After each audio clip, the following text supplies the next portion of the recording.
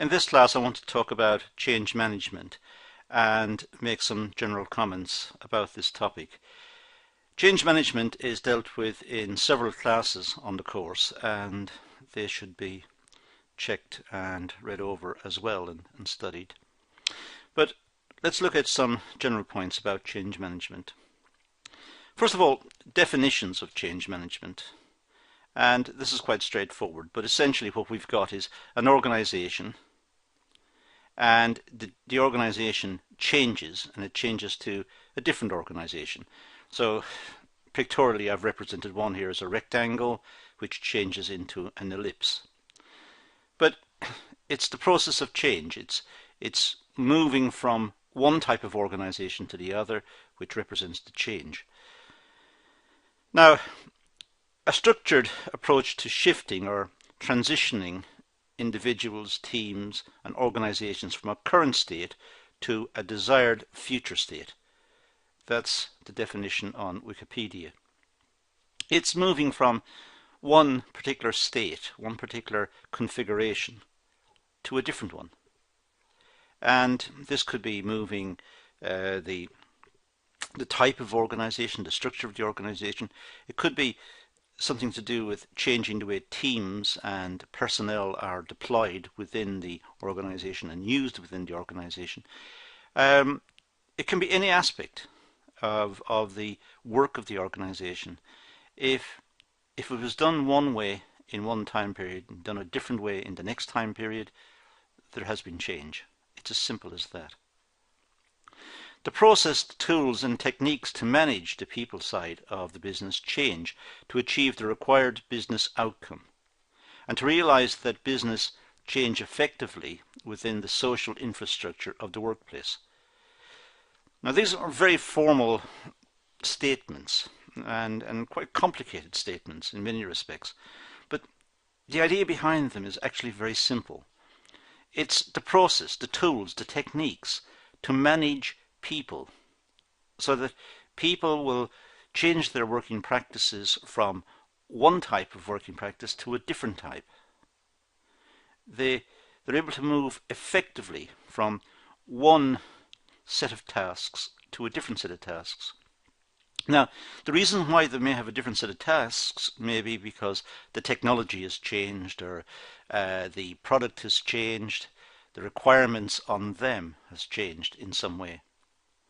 But all of it, of course, is within the wider social structure. People still remain people.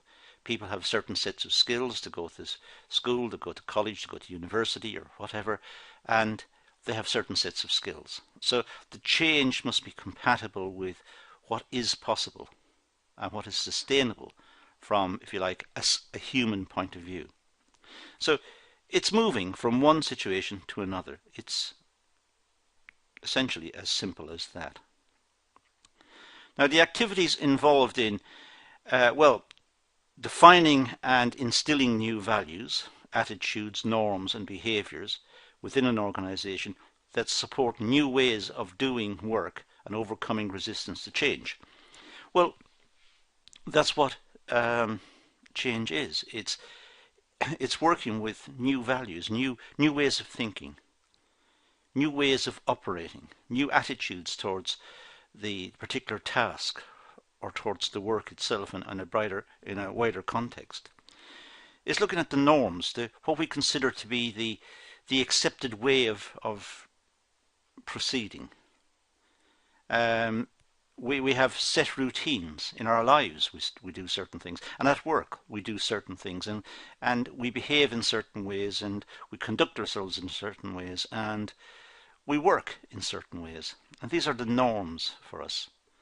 And when an organization changes, a new set of norms are put in place, a new way of working, and they have to be accepted and understood and implemented. And over time, they become the new norms.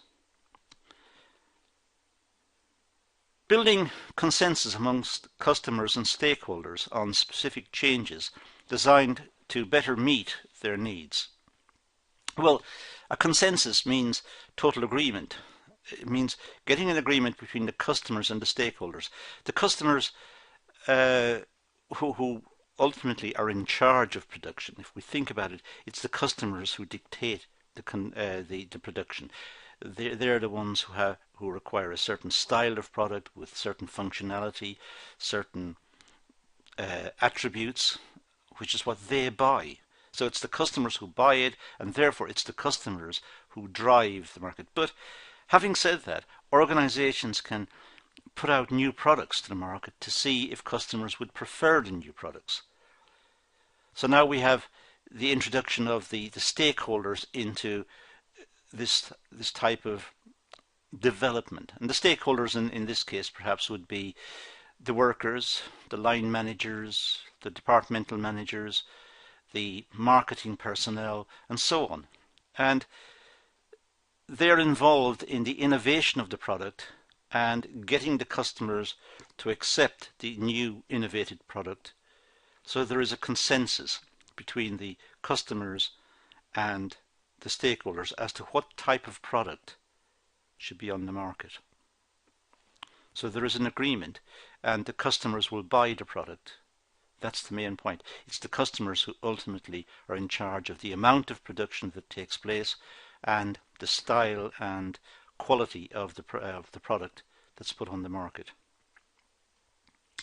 Planning, testing and implementing all aspects of the transition from one organizational structure or business process to another. Well, it's imperative that the management carefully plan and test and implement all aspects of the movement from one structure to the next. There's going to be change. The structure is going to change. Well, it can't just change randomly. That would be a disaster. So it must change in line with some plan. And the plan itself must be subject to testing and to detailed scrutiny and discussions, and it should involve a wide range of personnel to get different perspectives. And then finally, the plan is implemented. Excuse me. Now, change management methodologies. Well, we should choose from one of several approaches. When we change something, we should not just use a single approach. If a company is changing its production line, or it's changing its marketing strategy or whatever, it shouldn't just impose it from the top. It really should discuss with the stakeholders, discuss with the people who are working on the particular tasks, try to get a wide set of views back and take different approaches, perhaps implemented differently or slowly in some places, or add incentives in certain areas, or several approaches should be taken, not just simply say we wish to change and then impose the change, because the imposition of the change may alienate customers, may alienate the stakeholders, the immediate stakeholders, the stakeholders within the organization. So several approaches should be taken, and the robustness of the proposal should be fortified by those several approaches.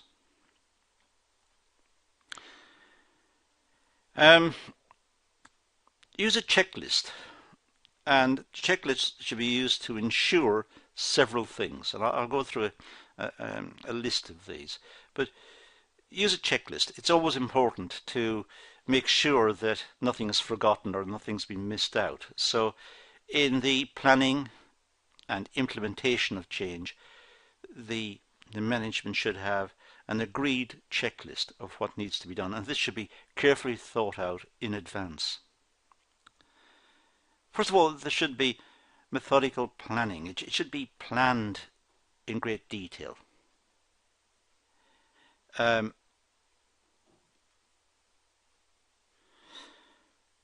Methodical planning is essential. It's crucial that every aspect of the change is anticipated, written down, discussed, and contingencies are developed in case something goes wrong or there's some deviation from the plan.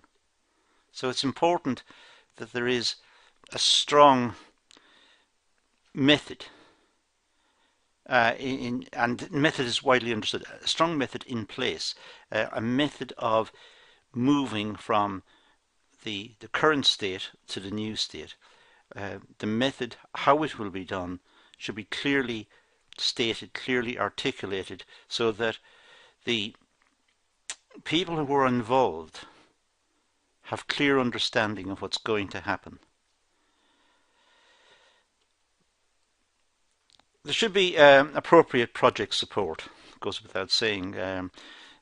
Whenever a change happens, it should be supported. It should be experts in the sense of employees who know the rationale for the change and know the implications of the change and the technicalities of the change, and they should be available to help and support those who are working with the change situation.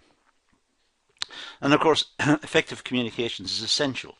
It's absolutely vital that everyone employed on the project or working with the change should be kept in the loop. They should understand what's happening. They should understand where the project's got to, how the change is coming along, the implications, and so on. So there should be good communications, as far as possible, quite open communications between all of the personnel involved.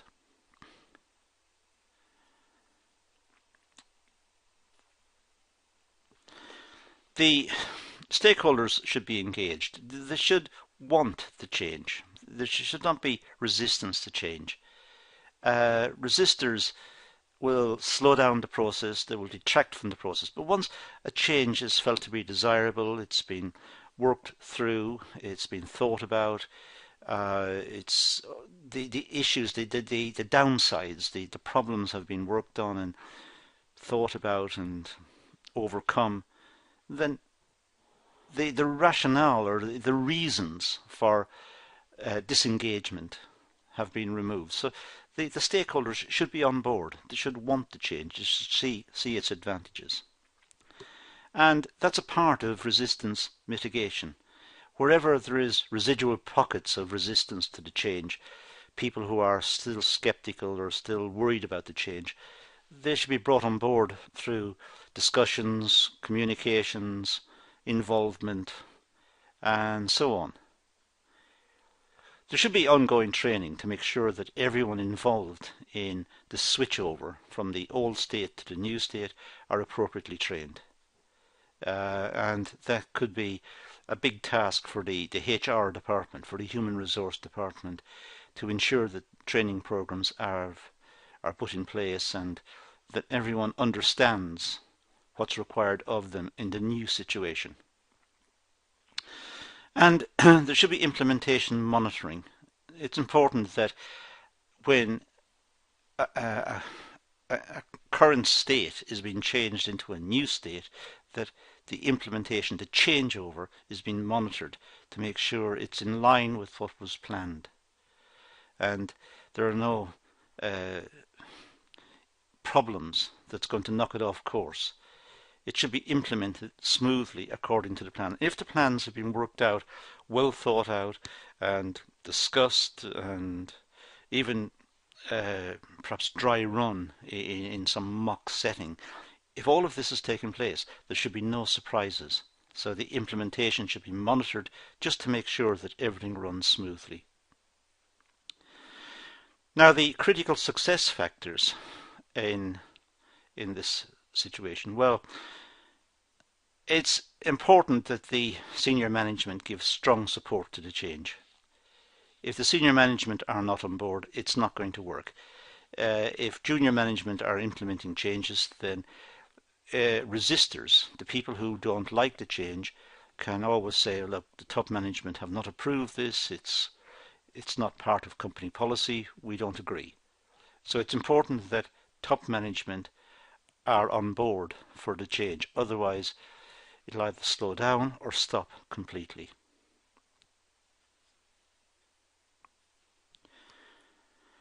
There should be effective planning. it's important that the switchover, the change that's been proposed, is properly planned. It should be properly planned, it should be written down, it should be clearly understood, it should be disseminated amongst all of the people involved. They should have copies, they should understand it, should be able to make comments on it, annotate the notes, ask questions. So it should be effectively planned. There should be very clear vision and well-defined scope. How big is the changeover? How big is the change that's been proposed? A very clear vision, and there should be measurable objectives tied to the strategic direction.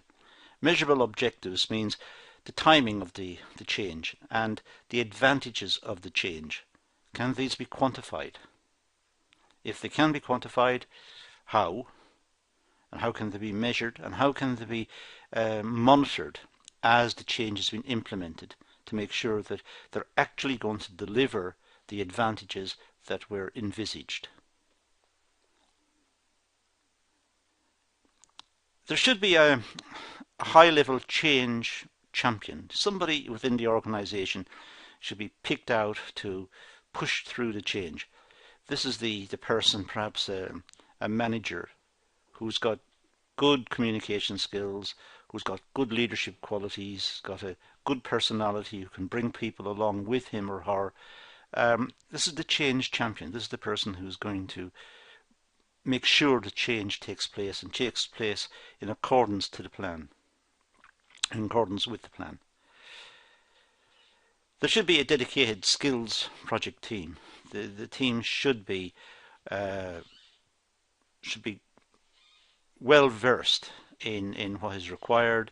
They should be dedicated to bringing about the change, and they should be skilled in all aspects of the work and of the changed conditions that are going to be brought about. And of course there should be a detailed communications plan. A detailed communications plan is vital to make sure that everyone involved knows exactly what's going on, what are the issues, what are the problems, what are the advantages, what has been achieved, and so on.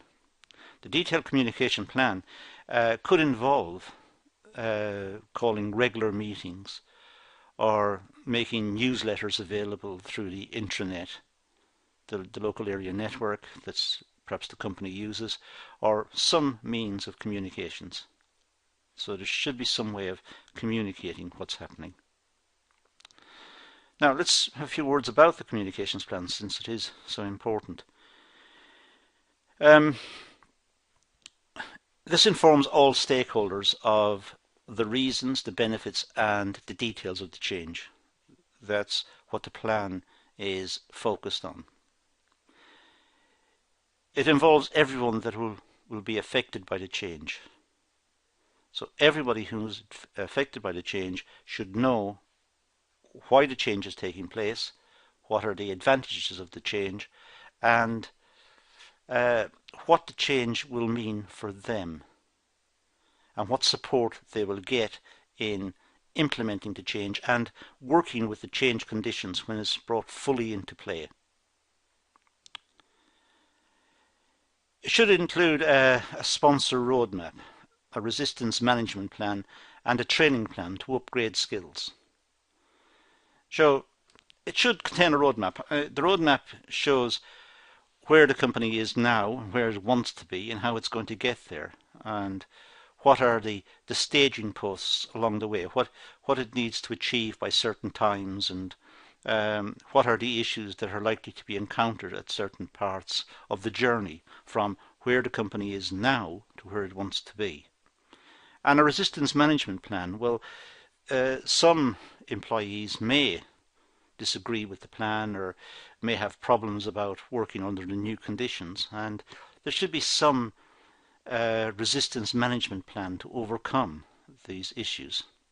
And of course there should be a training plan put forward by the organisation to ensure that operators and line managers and so on have the skills to deal with the new situation, that their skill set has been updated to accommodate the new requirements.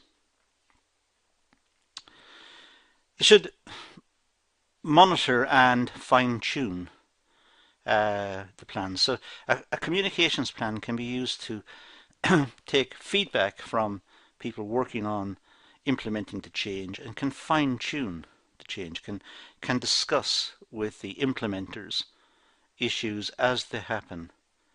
Perhaps despite all the planning, some small issues might have got through that weren't anticipated, and the communications plan should allow for monitoring, and it should allow for fine-tuning as it goes through, and be able to communicate this right throughout the organisation to everyone to say minor modifications were required, and make sure there is approval right throughout the organisation, so that if there are any objections or any comments, they're fed back efficiently to the change champion, who can then perhaps, if need be, call a wider meeting to discuss the implications of any fine-tuning that was felt necessary. So let's deal with the resistance to change, because that's an important issue. Not everyone may approve of what has been proposed. So in terms of resistance to change, well, the biggest threat to organizational progress is the resistance to change. As humans, we like routine. We like the way we've worked out our situation within the organization. We like our routines. We know that we do certain things at certain times, and everything is defined, and we don't have the worry of change, and we don't have to think too much. Everything is on automatic almost. So when change comes along, it's sometimes resisted, and the resistors, the people who resist the change, will be worried about the implications of the change for their routines and their involvement and even their future participation in the business. So it's important to deal effectively with the resistance to change. Change affects the business and the individual. So it's important to realize that when companies propose change, it's going to change the organization. It may change the organizational structure. It may change processes and production processes or office layout, or it may change many aspects of the business. But, and it's a big issue, it also changes the way the individuals relate to the business. Individuals relate to the business as it's currently configured. This is what they're used to.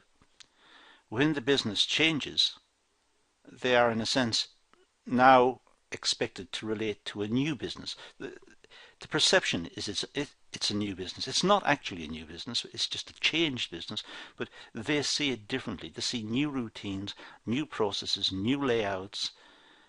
It's as if they have moved company. So many of them will resist it. They will be upset about the changes, and there needs to be a plan to accommodate that set of concerns and to address the concerns. After all, the people who may be concerned may be the ones with particular skills that are required.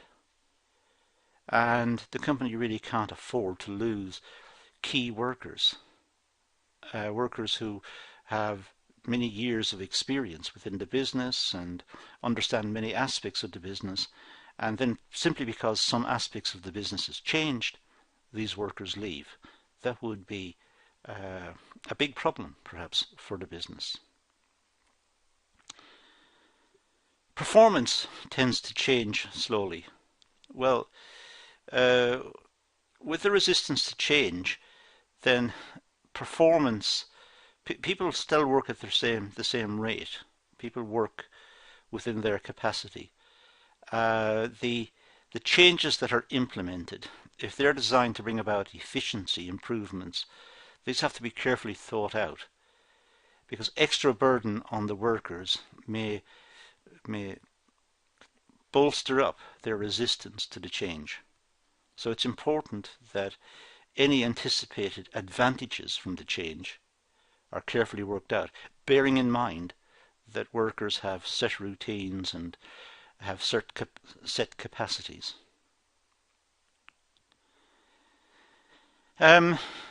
It's best when change is proposed. It's best when there is collaboration, and it's an interactive process.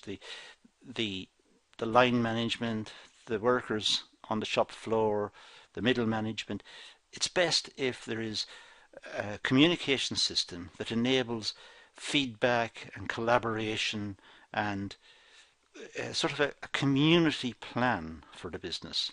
A community in the sense that if we look at the business as almost like a community involving the stakeholders, all the stakeholders, the people on the shop floor, the line management, the middle management, try to get communications at all levels and get them to collaborate, then a better plan and a better process will emerge with less resistance, because the workers feel involved. They feel involved. They've had their contribution.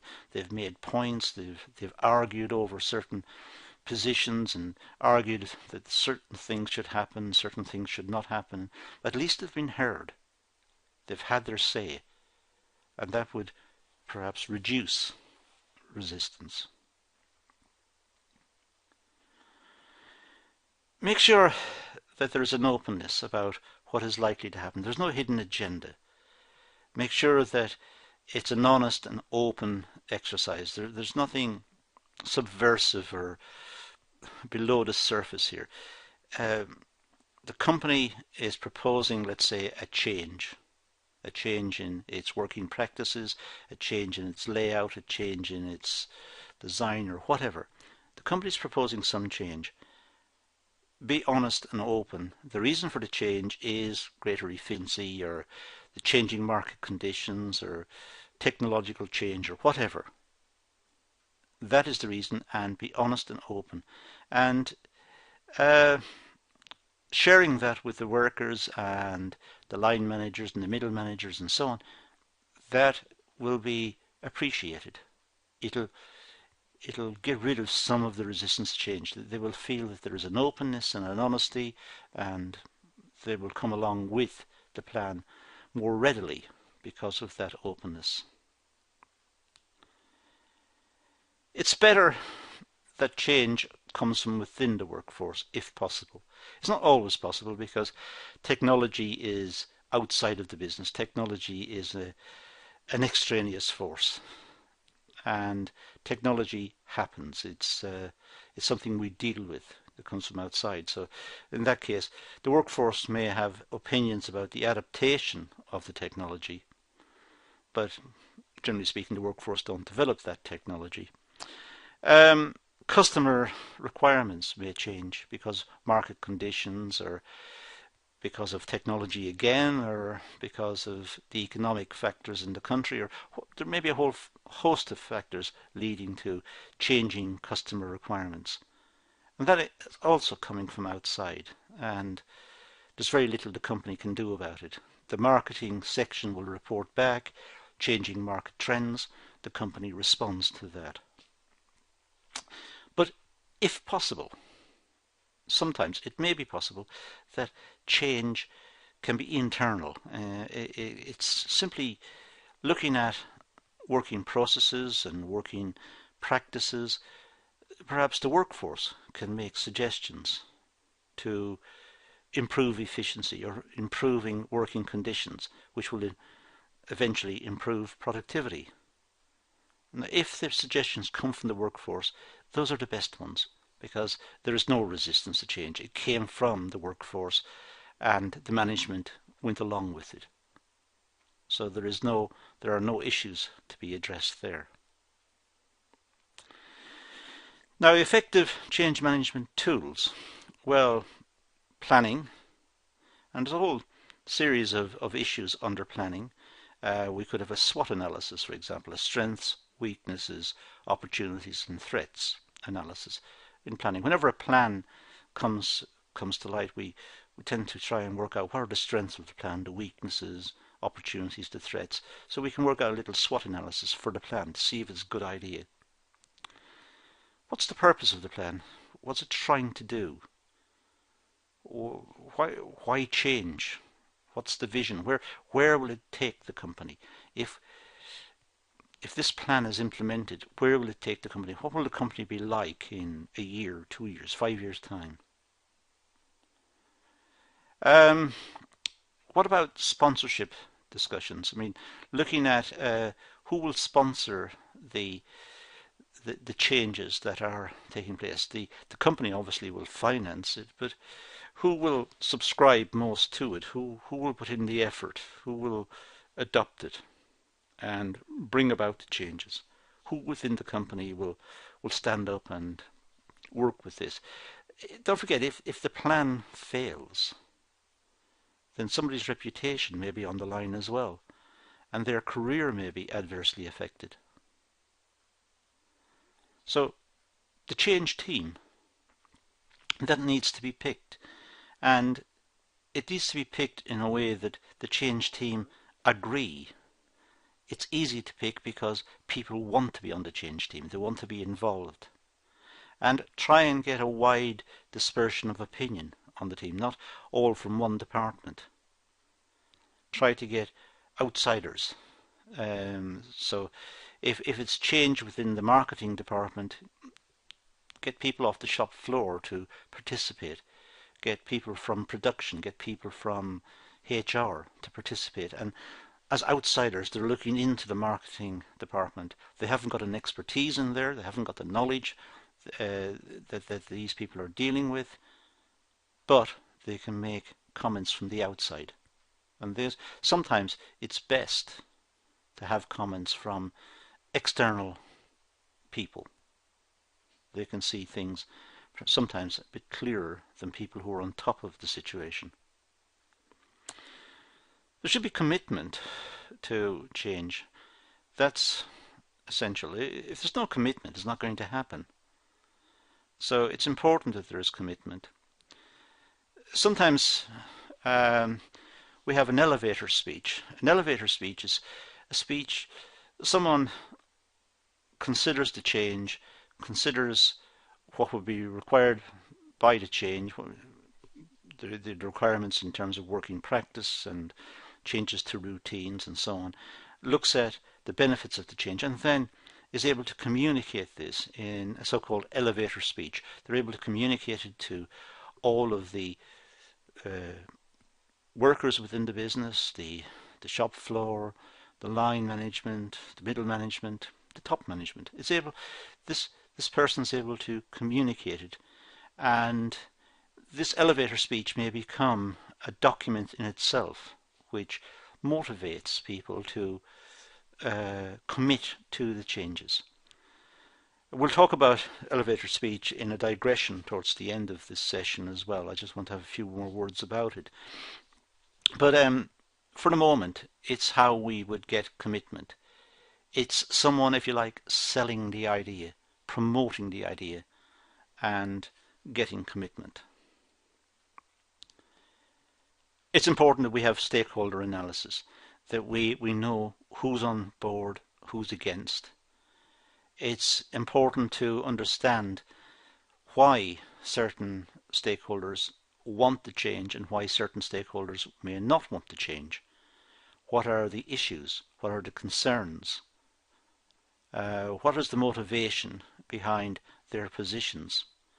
Try to work out their motivations behind the positions to see what their commitments are, and see if something can be done to ameliorate or to reduce the resistance, but also sometimes to wind down, to tone down the commitment on the part of the very pro-change managers.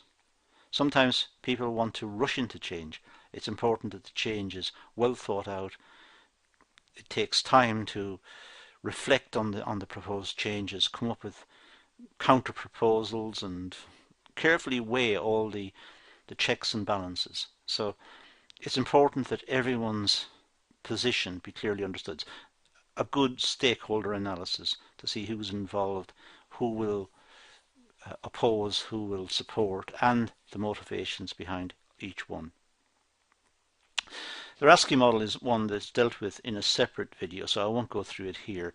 There's a separate video on this one, so please search out the RASCI model and have a look at it. It's quite straightforward, very simple to understand and deal with. But it is the subject of a separate video, so I won't take time on it here. Communications planning. Make sure that the communications networks are well oiled, that they're working well and people know where to get information. Whatever the culture of the business is, maybe information is put on a notice board, or it may be that there are weekly meetings, or there are a works committee, or that the line managers keep the workers up to date by taking time to explain what the company is doing and what are the issues and so on. Making sure everyone understands the current position, and also making sure that there is an honesty and openness, if at all possible, without giving away trade secrets or commercial secrets. There is an honesty and openness on the part of the company, so that the workers understand what the company is trying to do, how well it's doing or how poorly it's doing, the state of the market, the state of the technology, and so on. After all, it's the workers' livelihoods. And in a sense, in a big sense, they have a right to know, because the money that they receive in wages and salaries and so on, this is what feeds their families. So it's important they understand. Build and implement. Well, project plan and results tracking. Well, make sure there is a project plan. The project plan should be detailed. It should be well thought out. The product of many hours of discussions and reflection and thinking back how certain proposals were made and the implications of the proposals, and finally when the project plan comes to fruition, when no extra comments can be taken on board, because there are none. There's nothing else that can be added. Then it's important to start tracking the results to see, as it's implemented, what changes, what issues, and there is support all the way through the organization. There is a keenness and a support to implement this because it's seen as a good idea. Again, the communications plan comes to the fore, make sure that there is a good communications plan right throughout the implementation and the build stage. The build stage being the implementation stage of the new situation, the change that's been proposed. So make sure that everyone is kept abreast of how far the implementation has gone, what issues have been encountered, what problems, how they were overcome, who was involved, what are the implications for the workers, the line managers, the organization of the business, and so on. So keep communications flowing. There should be a risk analysis. There should always be a risk analysis, because in any change there is a risk. There's a risk that it will damage the business. So there should be caution right throughout the whole set of discussions on implementing change or the proposal for change, to make sure it will not damage the business. It will not damage the business's ability to produce the products that the customers want. And there's the transition period, when the company is almost running two systems. It needs to keep the business running, so it'll have the old system continuing, and the new system will be phased in. It might be phased in bit at a time, section by section, or it might be a complete switchover. On Monday morning, the new system starts.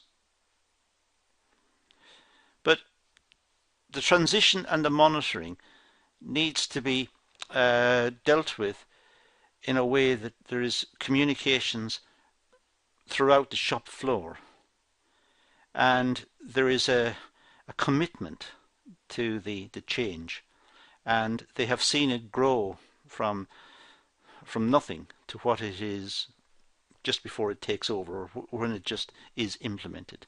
And there's a culture about this. There's the people who have implemented a change can talk to each other. They understand. They're bonded together almost through the experience of putting in the change. And this is reflected in the way they talk about the change and the way they communicate with each other about the change, because they're involved in a switchover. The workers who are going to manage and deal with the changed situation, they will need to talk to each other as well. And in a sense, it's a verbal storytelling type of situation that I tried this yesterday and it didn't work. However, if you do it this way, it will work, and it'll work really well. It's storytelling. It's a verbal form of informal communications. There should be refresher training. It's important that the workers are kept up to speed. The workers all the time have recourse to the HR department. The HR department puts on training programs, so the workers feel that their skills are updated. They feel more secure as well, because the company is investing in them, investing in people. So they are more committed to the organization. They feel that, okay, there has been a change in the organization, but the organization is supporting them. The organization is with them in their efforts to manage and run with the new situation. And developing a source of tips and tricks. Well, it's always the case that when a new system is introduced, there is the official way to do everything, and eventually workers will find that yes, the official way works. However, if it's done slightly differently, it'll be better. It'll be better, it'll work faster. So although the book recommends, or the manual recommends doing it that way, we do it this way because it is better. And that is born out of experience. It happens all the time. It happens in computing. We buy a new computer, we get the manual, we're told how to deal with the computer. And if we go onto the forums on the internet, we'll find people posting loads of tips and tricks, and if you hold down the following keys and press certain key, certain thing will happen, and it'll be much more efficient. You can bypass everything. So it's always the case. It's human nature, and that's part of the innovative part of being a human. That's the nice thing about being a human. We are constantly on the lookout and working out situations that will facilitate our work and make our lives easier, and will use the technology and use the processes more effectively. And there's nothing wrong with that.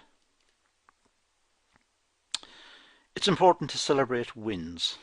And by that I mean when targets are met, the company should applaud the people who have met the targets. They should congratulate them. It doesn't cost anything to clap somebody on the back and say, well done. When a job is well done, it's done with good quality, delivered on time, delivered within budget. That job is well done. Nothing else can be expected of the people who did that. They have met everything that was required of them, and they should be congratulated for that. It bolsters their morale, it motivates them, there's more commitment, and especially when a new system has been implemented. So there's been a change in the organization, and now the workers are working with the change situation and bringing in the results that were anticipated from the new system. Then congratulate the workers. It's a job well done. Also, there should be a reward for performance. Congratulating them is excellent, it's good, but they should also share in the benefits. This change has taken place for some reason, and being a commercial organization, generally speaking, it can take place because the company has to implement the change because it wishes to survive because of competitive pressure, or it could be it wants to increase its profits or decrease its costs, but same thing really. Well, linked, I should say. But it wants to increase its profits, let's say. So perhaps some reward, financial reward to the workers, some bonus or some pay increase to recompense them for all they've been through in switching over from one system to the other, learning a new set of techniques, a new set of skills, all the worries that they've had perhaps about the change, just in case the change would not work or lead to redundancies or whatever. So congratulate them, perhaps some sort of reward. Now, that's really all we need to do about change management. But I did say earlier that I wanted to have a few words about the elevator speech. I know it's a digression, but let's just have a few words about that, because this is how the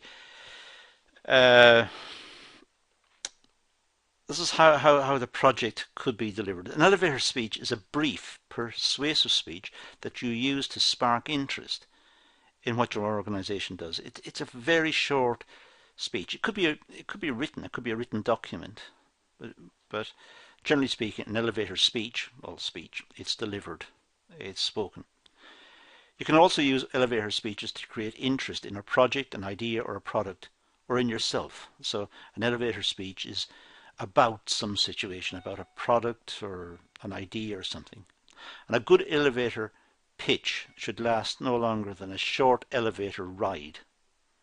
Elevator, a lift in a building, 20 to 30 seconds.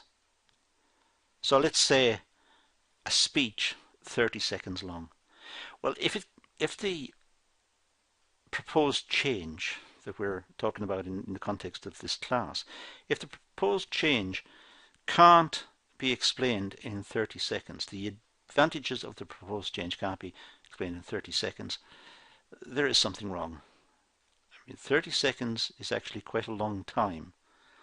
The person delivering it should be able to make the pitch that the change is desirable for the following reasons, and then go to explain the reasons very briefly within a matter of 20 to 30 seconds.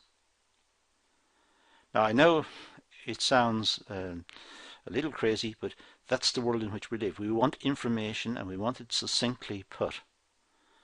And when a change is recommended within a business, it should be capable of being articulated in that time scale. And from there, of course, meetings will follow and communications and all the things we've talked about in this class will follow on. And these will be long, lengthy, detailed discussions and plans and reflection periods and so on. But the initial elevator speech should be very short. And if that elevator speech doesn't capture the imaginations of the senior management, the middle management and so on, it's a failure. If it captures their imagination, then they will take it to the next level. The next level being starting to look at the proposal in more details, planning, and then we get into the whole idea of change that we've been discussing here. So the elevator speech is actually quite important. It's at the very start of the whole process. And if it's successful, it'll lead to change. If it's not successful, it was an idea, but it wasn't an idea worth carrying forward. So that's all I'm going to deal with in this session. It's been quite a lengthy session. I expect you to stop the video many times, rewind it and look over the ideas and make notes. But it's a very important area. Change management is important. It's how we get innovation into our industry, how we get different products, how we develop our skills, our communications, and how we develop the whole culture of business. And in globalized world, this is important. That's it. I'm going to leave it at that. So thank you for watching.